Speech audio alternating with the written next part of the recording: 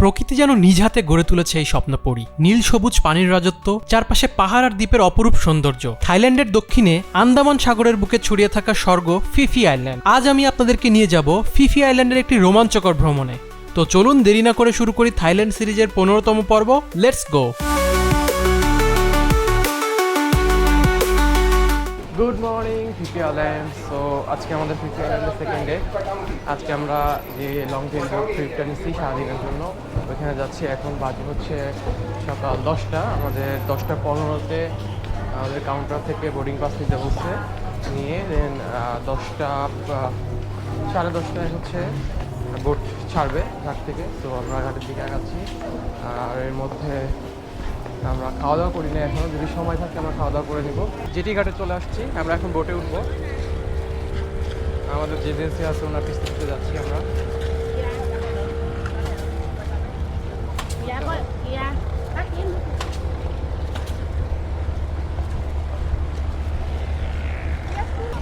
This one এটা জুতা খুলো, কিভাবে যাবো আবার ওখানে? গত পর্বে আপনারা দেখেছেন আমরা খুব দর কষাকষি করে 700 বাত পার পারসন ফিফি আইল্যান্ডের এই আইল্যান্ড ট্যুরের প্যাকেজটা নেই, যার মধ্যে ইনক্লুড ছিল দুপুরের খাওয়া দাওয়া এবং হালকা নাস্তা। বোটে ওঠার পরে যে জিনিসটা আমাকে সবচেয়ে বেশি অবাক করেছে সেটি হচ্ছে গাঢ় নীল পানি। তবে আকাশ ক্লিয়ার থাকলে সূর্যের আলো পড়াতে ক্যামেরাতে এই পানির কালারটা আরো বেশি সুন্দরভাবে বোঝা যেত। এখানে সবাই এখন স্নর্কেলিং করবে, আমরা করবো না, কারণ আমরা এত আগে ভিজবো না। জাস্ট পানির কালারটা দেখে ভাই রে ভাই, মনে হচ্ছে অ্যাকোয়ারিয়াম। সবাই ইচ্ছা মতো ঝাপাঝাপি করতেছে। স্নর্কেলিংটা মূলত আসলে পানির নিচে আপনি এটা দিয়ে ডুবে থাকতে পারবেন, মানে নিচে আসলে কি আছে এটা দেখতে পারবেন। ডুবে থাকতে পারবেন এটা ঠিক না, মানে মাছ টাছ যদি থাকে বলতে এখানে অনেক মাছ আছে। এই যে ক্যামেরা হয়তো বোঝা যাচ্ছে না, বাট অনেক মাছ আছে। আমরা আমাদের স্নোরকেলিং স্পট থেকে এখন বেরোয় যাচ্ছি। আমাদেরকে হালকা স্ন্যাক্সের জন্য ড্রিঙ্কস দিছে, অ্যান্ড হচ্ছে জেলি দিয়ে পাউরুটি দিছে, ব্রেড। সো এখন আমরা যাচ্ছি হচ্ছে ব্যাম্বো আইল্যান্ডের দিকে। ব্যাম্বো আইল্যান্ড থেকে সম্ভবত মায়াবেতে যাব। সো দেখা যাক কী হয়। সমুদ্রে মোটামুটি ভালো পরিমাণের ঢেউ ছিল, তবে খুব বেশি এক্সাইটেড হওয়ার কারণে এই ঢেউ আমার কাছে তেমন একটা ভীতিকর মনে হচ্ছিল না। আকাশে মোটামুটি মেঘ জমেছে, কিছুক্ষণ আগেও সূর্যের দেখা পাচ্ছিলাম। মনে হচ্ছে বৃষ্টি হওয়ার সম্ভাবনা অনেক বেশি। তারপরেও মন যেন পড়ে আছে দূরের ওই ছোট ছোট দ্বীপগুলোতে। খুব সম্ভবত ডান পাশেরটা ব্যাম্বু আইল্যান্ড, এরপরে বাম পাশে যে বড় বড় দ্বীপগুলো দেখা যাচ্ছে তার মধ্যে মাঙ্কি আইল্যান্ড, মায়াবে, এই সবগুলো সম্ভবত ওটাতেই অবস্থিত।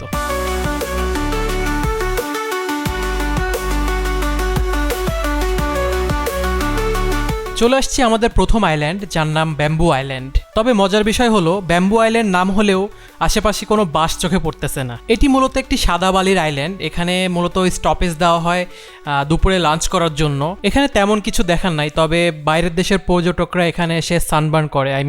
বালির উপরে তারা একটা চাদর বিছায় দেয়, এরপরে ওরা প্রায় 20 মিনিট এখানে সময় পায়, ওই 20 মিনিট ওখানে শুয়ে থাকে। যদিও আজকে আকাশে সূর্য নাই, তারপরে ওরা এটা করে অনেক মজা পায়। আর এই পানির কথা কি বলবো, দেখে মনে হচ্ছে কেউ গ্যালন গ্যালন রং ফেলে রাখছে এই পানির মধ্যে। পানির কালার এত বেশি ক্লিয়ার এবং এত বেশি নীল, দেখে মনে হচ্ছে যে এটা আনরিয়েল, আসলে আনরিয়েল। দেখার মতো তেমন কিছু না থাকলেও এই পানির কালার আর সাদা বালির দিকে তাকাই থেকেই সারাদিন কাটিয়ে দেওয়া পসিবল। তবে আপনি চাইলে একটি প্রাইভেট বোট ভাড়া করে নিয়ে আসতে পারেন, সেক্ষেত্রে আর টাইম নিয়ে আপনার কোনো টেনশন করতে হবে না। আপনি চাইলে এখানে বেশ কিছু সময় পার করতে পারেন, এখানে কিছু অ্যাক্টিভিটিস করতে পারেন। যেহেতু বিচটা সুন্দর অনেক, সো আপনি চাইলে অনেকক্ষণ এখানে কাটিয়ে দিতে পারেন। পর্যটকের ভিড় কম থাকার কারণে আপনি চাইলে কিছু অ্যাক্টিভিটিসও এখানে করতে পারেন, যেমন বড়শি দিয়ে মাছ ধরা, বা আপনি চাইলে বিচে সুইমিং করতে পারেন। অথবা এই সাইডটাতে দেখা যাচ্ছে বেশ দূর পর্যন্ত গেছে বিচটা, আপনি চাইলে ওই দিকটাও হেঁটে দেখতে পারেন। 20 মিনিটের লাঞ্চ ব্রেকের পরে আমরা চলে আসি এই বিশাল বিশাল পাহাড়ের মাঝখানে। খুব সম্ভবত সামনেই মাঙ্কি বিচ। আর এই পাহাড়গুলোর কথা কি বলবো, মানে নিজের চোখে দেখে বিশ্বাস করার মতো না। একটা সময় রাত জেগে জেগে ইউটিউবে বসে বসে দেখতাম এই দৃশ্যগুলা, এখন নিজের চোখে দেখতেছি। আসলে এটা ভাষায় প্রকাশ করার মতো না, এত সুন্দর সিনারি।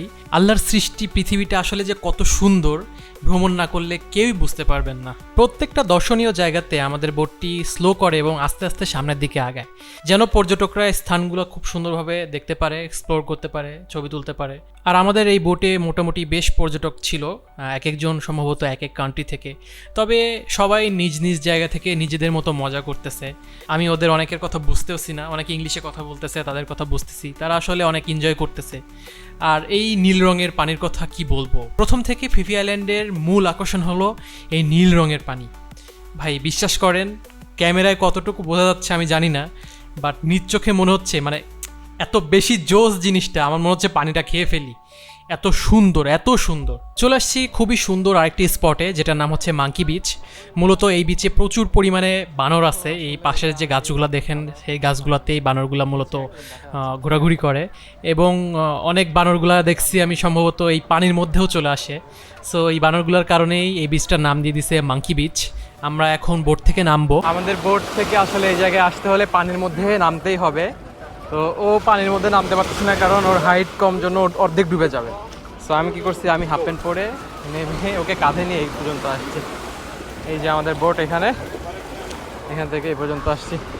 এই 20 মিনিট টাইম, তো 20 মিনিট এখানে ছবি তুলতে হবে। 10 মিনিট শেষ অলরেডি। সো এটা হচ্ছে মাঙ্কি বিচ, সরি এটা মায়াবে না, এটা হচ্ছে মাঙ্কি বিচ। এখানে প্রচুর পরিমাণে বানর আছে, বাট আমি এখন পর্যন্ত কোনো বানর পাই নাই। ও ওয়েট, এই যে একটা বানর আছে, এখানে একটা বানর। জায়গাটা অনেক সুন্দর, আর বালিগুলো একদম মানে দুধের মতো সাদা। আমি আপনাদেরকে দেখাই, জাস্ট দেখেন এখানকার বালিগুলো একদম সাদা। দ্যাটস ওয়াই পানির কালারটা এমন আসতেছে। আমাদের এখানকার সময় শেষ, আমাদের আবার বোটে ফেরত যেতে হবে, বোট চলে যাবে। তো উই হ্যাভ টু গো। তো এখন ওরে গাড়ি করে আমার পার করতে হইতেছে, কারণ ও পানিটা নামবে না।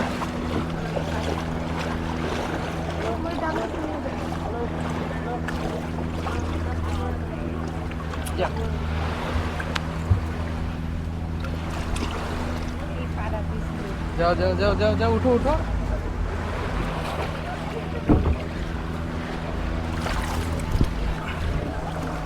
না এটা নাও, এটা নাও, এটা নাও,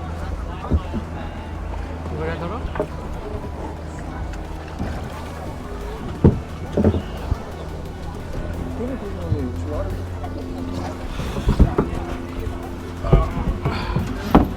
বিশ মিনিটের আইল্যান্ড ট্যুরের পরে আমাদের ফাইনাল গন্তব্য মায়া বে। সো আমরা এখন যাচ্ছি মায়া বের দিকে। আর সামনের এই পাহাড়ে দেখা যাচ্ছে ছোট্ট একটি গুহার মতো, খুব সম্ভবত এখানে আদিবাসী বা এরকম টাইপের মানে কারা থাকতো, মানে দেখে যা মনে হচ্ছে আমার। তবে এখানে কাজ চলতেছে, খুব শীঘ্রই হয়তো এটা পর্যটকদের জন্য ওপেন করে দিবে। এখন আসলে ওখানে কেউ ঢুকতে পারে না, রেস্ট্রিক্টেড করা আছে। মায়াবের দিকে যত আগাচ্ছি তত পানির কালার চেঞ্জ হচ্ছে, আমি বুঝতেছি না। আপনারা দেখেন, আমার কাছে মনে হচ্ছে পানির কালারটা পুরাই কেরোসিনের মতো, মানে একদম কেরোসিনের কালার যেরকম, এই পানির কালারটা ঠিক তেমনই। খুবই ইন্টারেস্টিং লাগতেছে ব্যাপারগুলো। মাঝে মাঝে মনে হচ্ছে আসলে কৃত্রিম কোনো কিছুর মধ্যে আমি আছি, মানে দেখে মনে হচ্ছে এগুলা মানুষ দিয়ে বানাইছে, কিন্তু আসলে যে এগুলো সব প্রাকৃতিক, আপনার কাছে মাঝে মধ্যে মনেই হবে না যে এগুলো প্রাকৃতিক। এখানে আরেকটি গুহার কাজ চলতেছে, ইন্টারনেট ঘেটে যতদূর জানতে পেরেছি খুব সম্ভবত এটা আগে পর্যটকদের জন্য ওপেন ছিল, বাট রিসেন্টলি এটার সংস্কারের কাজ চলতেছে, এবং খুব সম্ভবত এটা একটু চেঞ্জ করবে পর্যটকদের জন্য, একটু সেফ করার জন্য, মানে সেফটি পারপাসের কথা বলতেছি। সেজন্য আপাতত বন্ধ আছে, এবং এখানে লেখা আছে ওপেন সুন, দ্যাটস মিন খুব তাড়াতাড়ি হয়তো বা এটা সবার জন্য ওপেন করে দিবে। এবং জায়গাটা খুবই সুন্দর, মানে খুব অ্যাস্থেটিক টাইপের, যারা একটু অ্যাস্থেটিক টাইপের প্রাকৃতিক জিনিস পছন্দ করেন তাদের জন্য জায়গাটা খুবই খুবই জোস হবে। আমার নিজেরই খুব এক্সাইটেড লাগতেছে যদি এখানটাতে যাইতে পারতাম। আমরা মেবি এখানে গোসল করবো একটু। পানির কালারটা দেখেন, প্রচুর মানুষ এখানে গোসল করতেছে। জায়গাটা এত সুন্দর, আসলে পুরা মায়ায় পড়ে গেছি। এই কারণে হয়তো বা জায়গাটার নাম দিছে মায়া বে। আসলে পানির কালার আর এই পাহাড়গুলা এত বেশি সুন্দর যে আপনি মায়ায় পড়তে বাধ্য। আর এখানে আশেপাশে বেশ কিছু বোট দেখা যাচ্ছে, ম্যাক্সিমাম বোটই চলাচল করতেছে। দ্যাটস ওয়াই এখানে একটু পানিতে ঢেউ আছে, এবং অনেক পর্যটক এখানে গোসল করতেছে, গোসল করার জন্য আলাদা জায়গা। ওই জায়গাটাতে আমরা যাই নাই, আমাদের বোটটা সামনের দিকে আগাচ্ছে। ফেসবুক ইনস্টাগ্রামে আমরা যে ভাইরাল ছবিগুলো দেখি ফিফি আইল্যান্ড অথবা থাইল্যান্ড অথবা ফুকেট যেটাই বলেন, সো যেই ভাইরাল ছবিগুলো আমরা দেখি এইটাই সেই জায়গা, এখানে এসেই মানুষ এই ছবিগুলো তুলে। এন্ড ফাইনালি আমরা সেই জায়গাতে। আমাদের আসলে কাপড় চোপড় ভেজানোর কোনো ইচ্ছা নাই, কারণ কালকে আমরা ক্রাবিতে চলে যাবো, পরশুদিন সিঙ্গাপুর যাবো। তো আমরা নামতে চাচ্ছি না, নামতে খুব ইচ্ছা হচ্ছে, এই রকমের একটা কালারের পানি দেখে আসলে কারি বা নামতে না ইচ্ছা হয়, বা আনফর্চুনেটলি নামতে চাচ্ছি না, দেখেই শান্তি পাই। প্রচুর মাছ এখানে, বোঝা যাচ্ছে না কি জানি না, বাট দেখেন। শান্তা, শান্তা। ফাইনালি আমরা এখন মায়াবের দিকে আগাচ্ছি, এখন যাব মায়াবেতে। আর এই টাইমটাতে মায়াবেতে প্রচুর পরিমাণে পর্যটক হয় এবং আকাশের অবস্থা খুবই বাজে, মনে হচ্ছে প্রচুর পরিমাণে বৃষ্টি হবে। আর পানির কালারটা নাই বললাম। You walking and the beach and the Maya beach. Five o'clock now, lu. You come back. 5 o'clock. 5 o'clock. Yeah, you come back. Okay, thank you. এই জায়গাতে আসলে প্রচুর পর্যটক, সবাই মায়াবেতে ঢুকতেছে, একদম মানে প্রচুর ভিড়। আমার মনে হয় এই টাইমে আসলে মায়াবেতে গিয়ে কোনো মজাই পাবো না, মানে দেখে মনে হবে পুরা কক্সবাজারের চেয়েও বেশি ভিড়। আপনাদেরকে একটু দেখায়, যদিও ক্যামেরা তো ওরা দেখা যাচ্ছে না, একদম মানে মানুষের লাইন ধরছে। You go Maya Bay, no? Down the boat.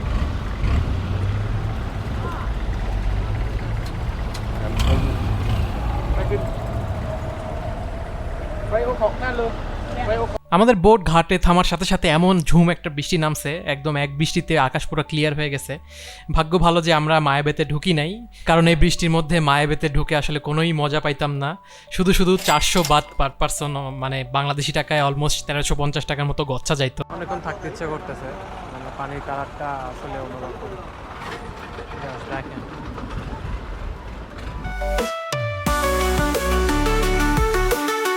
এইটাই হচ্ছে মায়াবে। ওই পাশ দিয়ে আর কি এদিক দিয়ে ঢুকতে হয়, বিচে আসতে হয়, বাট এদিক দিয়ে বোট নিয়ে মায়াবেতে এন্ট্রি করার কোনো পারমিশন নেই, যাওয়ার কোনো নিয়ম নেই। তো আজকে প্রচুর ভিড়, মানে মানুষ দাঁড়াইতে পারতেছে না, এরকম ভিড়। দ্যাটস ওয়াই আমরা ওখানে যাই নাই। তো শুধু আসলে 400 বাত দিয়ে পার পার্সন দিয়ে এখানে আজকে গিয়ে কোনো রকমের কোনো কিছু দেখতেই পাইতাম না, কোনো অ্যাক্টিভিটিস করতে পারতাম না, ওয়েস্ট অফ মানি হইতো।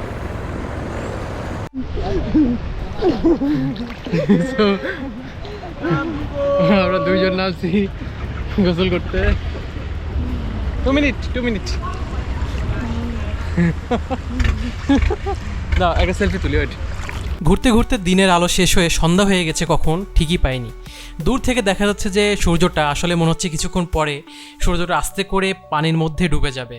যদিও আমার ক্যামেরাতে দূর থেকে বোঝা যাচ্ছে না, আমি একটু চেষ্টা করব আমার মোবাইল দিয়ে ভিডিও করে কাছে থেকে দেখানোর।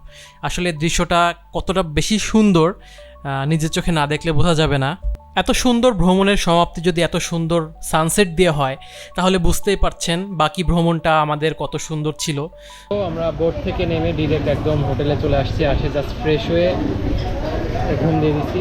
ঘুম থেকে উঠে দেখি 8টা বাজে। এরপরে অনেক ক্ষুধা লাগছিল, তো আমরা সকালে ফেরিতে ওঠার আগে যে এখান থেকে ফ্রাইড রাইসটা নিয়েছিলাম ওইখানেই আমরা আবার আসছি। এখানে খাবারটা ভালো লাগছে, তো এই জায়গা থেকে আবার আমরা রাতের খাবার নিচ্ছি। জায়গাটা খুব ক্রাউডি আর খাবার হালাল, তো খাবার নিয়ে কোনো টেনশন নাই এখানে। এই গলিতে, হ্যাঁ, এই গলিতে যতগুলো রেস্টুরেন্ট আছে প্রায় ম্যাক্সিমাম রেস্টুরেন্টই হালাল ফুড সার্ভ করে। সো জাস্ট আপনি একটু শিওর হওয়ার জন্য জিজ্ঞেস করে নেবেন। আর হচ্ছে খাবারের টেস্ট আমাদের কাছে খুবই ভালো লাগছে, মানে যদি কম্পেয়ার করি বাকি সব খাবারগুলোর থেকে। আর আমার কাছে ফুকেটের থেকে এখানকার খাবারের দাম কম লাগছে, খাবারের টেস্ট বাকি সবকিছু বেশি। হ্যাঁ, আর বাকি সব কিছু আবার বেশি, যেমন জামা কাপড়, তারপরে কোক, 7-Eleven-এর প্রত্যেকটা প্রোডাক্টের প্রাইস অনেক বেশি এখানে। এই যে স্ট্রিট ফুড যেটাকে বলতেছি আমরা, এইগুলো খাবারের দাম অনেক কম। তো আপনারা আসলে এইখানটা ট্রাই করতে পারেন। আমি আপনাদেরকে একটু বলে দিই বোঝার সুবিধার্থে। এই সোজা গিয়ে ডানে গেলেই সামনে হচ্ছে 7-Eleven। সো 7-Eleven পাওয়ার আগে, মানে বামের দিকে হচ্ছে ঘাটের রোড, আর সোজা ভিতরে 7-Eleven আছে। 7-Eleven পাওয়ার আগেই হাতের ডান পাশে এই স্ট্রিট ফুডের গলিটা আর কি। তো আমরা খাবারের জন্য ওয়েট করতেছি, খাবারটা আসুক, আসলে আমরা খাবো। আমরা অর্ডার দিচ্ছি হচ্ছে চিকেন ফ্রাইড নুডলস আর হচ্ছে একটা ফুল ফ্রাইড রাইস, আর একটা কি যেন ডিম অমলেট আর ফ্রাইড রাইস। কি বলে ডিম ভাজা আর কি আর হচ্ছে ফ্রাইড রাইস। নুডলসটা চলে আসছে, এটা হচ্ছে yellow fried noodles with egg, মানে ডিম ভাজা আর কি, ডিম ভাজা না ডিম পোজ আর কি। এটার জন্য এক্সট্রা 10 টাকা নিছে। আর এটা তো ফ্রাইড রাইসের জন্য ওয়েট করতেছি, এটা একটু টেস্ট করে দেখি। বিসমিল্লাহ।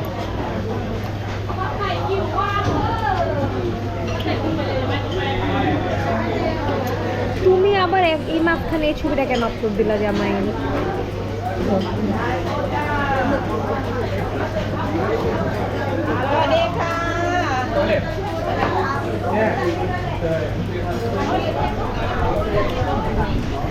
একটু সুপি টাইপের মজা, কিন্তু চিকেনটা আমার কাছে কেমন যে লাগতেছে, চিকেনটা খুব একটা টেস্টি লাগতেছে না। বাট স্পাইসিটা অন্যরকম দিচ্ছে, বলে দেওয়া উচিত ছিল, আমরা ভুলে না গেছি। ঠিক আছে, স্পাইসি কম দেয় না, ঠিক আছে। মানে তুমি চিকেনটা আর নুডলসটা একসাথে খাইতে হবে, নাহলে মজা পাওয়া না। হয়ে যাবো, চিকেনটা আলাদা নিও না, চিকেন আর আমরা চিকেন এমনিও খাই না। খাওয়া দাওয়া শেষ, এখন ডেজার্ট খাওয়ার পালা। এখানে প্রচুর পরিমাণে ডেজার্ট আইটেম আজকে আছে। ডেজার্ট কম, শেষ হয়ে গেছে। শেষের দিকে ডোনাট আছে, অনেক রকমের ব্রেড আছে, এটা কি? এটা বান টাইপের কিছু একটা। Chicken sausage. এটা তো গতকালকে খাইছো তুমি। এখন এছাড়া কিছু করার নেই। আমরা একটা এই যে কি বলে ডোনাটস নিলাম 35 ভ্যানিলা উইথ নিউটেলা। তোমার কাছে কয়েন আছে? এখানে আসলে সবাই এই খাবারটা ট্রাই করবেন, এই ডোনাটসটা খুবই মজা, খুবই মজা। ও তো খেয়ে পাগল হয়ে গেছে। যারা চকলেট পছন্দ করে আমার মতো। খাওয়া দাওয়া শেষ করে আমরা চলে আসি গতকালকে রাতের সেই বিচ পার্টির ওখানে। আজকের মতো এই পর্যন্তই। আমার ভিডিও যদি ভালো লেগে থাকে অবশ্যই লাইক দিবেন, শেয়ার করবেন, আর যদি ইউটিউব থেকে দেখে থাকেন অবশ্যই আমার চ্যানেলকে সাবস্ক্রাইব করবেন। সে পর্যন্ত ভালো থাকুন, সুস্থ থাকুন, বেশি বেশি খাওয়া দাওয়া করুন, বেশি বেশি ঘুরুন। Life is enjoy.